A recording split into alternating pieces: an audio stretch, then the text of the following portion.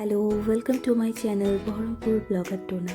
আজ মানালি ডে 2-তে আমরা দেখব হিড়িম্বা দেবী মন্দির আর হচ্ছে গিয়ে ক্লাব হাউস।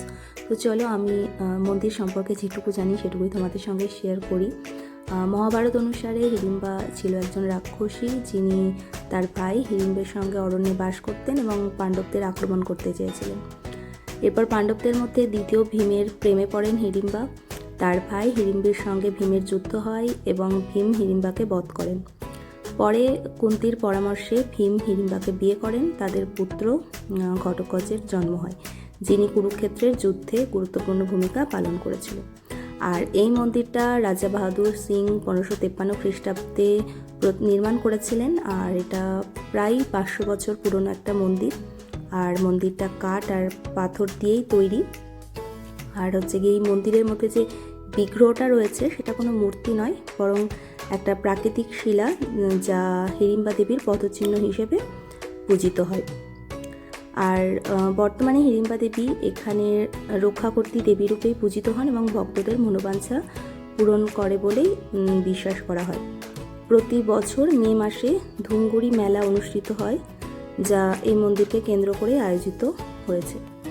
আর এই মন্দিরটার চারপাশটায় রয়েছে দেবদারু বন দিয়ে ঘেরা আর কি। আর আমাদের তো ভীষণ ভালো লেগেছিল। আর তোমরা তো দেখতেই পাচ্ছ কি সুন্দর লাগছে চারপাশটা। আর এখানে না তোমার এই ড্রেস পরেও অনেক ফটোশ্যুট করতে পারবে তোমরা, এরকমটাও ছিল। তো যাই হোক, সেই ভিডিওটা আমার কোনোভাবে মিস হয়ে গেছে, আমি করতে পারিনি। আর এদিকে ওই মন্দির থেকে বেরিয়ে এখন আমরা চলে এসেছি ক্লাব হাউসে। আর ক্লাব হাউসটা তোমার এখন প্রায়ই আগে অনেক ভালো ছিল, তো যে দুর্যোগটা হয়েছিল সেই দুর্যোগে সবটাই ভেঙে গিয়েছে। তো তার জন্য এখন যেটুকু যা আছে আর বাকিটা সব কিছুই আবার নতুন করে করা হচ্ছে। তাও তার মধ্যেও এটার যে চারপাশটা যেটা তোমরা দেখতে পাচ্ছ ভিডিওতে, বেশ সুন্দর লাগছিলো আর বেশ ভালোও লাগছিলো আমাদের। তো হিড়িম্বা টেম্পল আর হচ্ছে গিয়ে এদিকে ক্লাব হাউস, এই দুটোই দেখার ছিল। তো এই দুটো দেখে আমরা এখন বেরিয়ে যাব আবার হোটেলের দিকে। আজকে তো অনেকটাই দেরি হয়ে গেছে আর আমরা হোটেলে ফিরে এখন খাওয়া দাওয়া করব। দুপুরে খাওয়াটা সেরে নিতে হবে। আর তারপরে আবার আজকে আর কিছু নেই বিশেষ কিছু।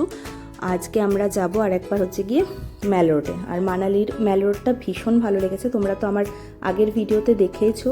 আর যারা আমার আগের ভিডিওগুলো দেখোনি, এই ভিডিওটা হয়তো দেখছো, তো তারা আমার আগের অনেক ভিডিও রয়েছে, সেই ভিডিওগুলো দেখো। আশা করছি তোমাদের কিন্তু ভালো লাগবে। সিমলারও অনেক দুটো ভিডিও আমি শেয়ার করেছি, তাছাড়া মানালিতে আর কি করলাম না করলাম। আর এটা যাওয়ার পথে আরও একটা সুন্দর ভালো লাগছিল চারপাশটা দেখতে। এখান থেকেও তোমার এই বরফে ঢাকা পাহাড় দেখা যাচ্ছিলো, তো সেটাও তোমাদেরকে শেয়ার করি।